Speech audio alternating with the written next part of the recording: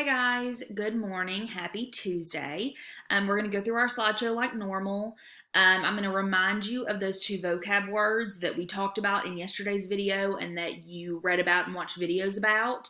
And then I'm going to send you on your way to do your assignments for today. So our agenda for today, you have 2 articles to read, a video to watch, and then you're doing a sort, which I'll explain in just a second. So the 2 articles you're going to read are how are solutions different from mixtures that are not solutions? And how can we determine if mixing 2 or more substances results in the creation of a new substance? The video you're going to watch is called What Are Solutions? For today, for some reason, the Explore tab is very long on the solutions concept that we're working on.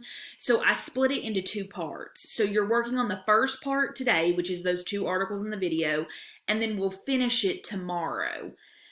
Once you have read those 2 things and watched that video, you have a sort to complete. So the way that the sort is set up is you get an example of either a mixture or a solution.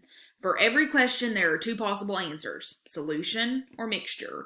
You're looking at that picture and deciding, does that example, fall into the category of a solution or a mixture? You'll select your choice and then submit it. The may-dos are the same as they were yesterday. There's the video on Discovery Ed that you can watch, and then there is the game Lift the Ship on Legends of Learning. Our I can statement for today says I can compare and contrast solutions and mixtures. So I can tell the difference between solutions and mixtures. We're going to go over our vocab from yesterday. These are the same 2 words. I just want to remind you of them before you get back into your reading and videos today. So the first one is a solution, and that is a combination in which a solid and a liquid or 2 liquids are mixed so evenly that it is not possible to see the separate particles.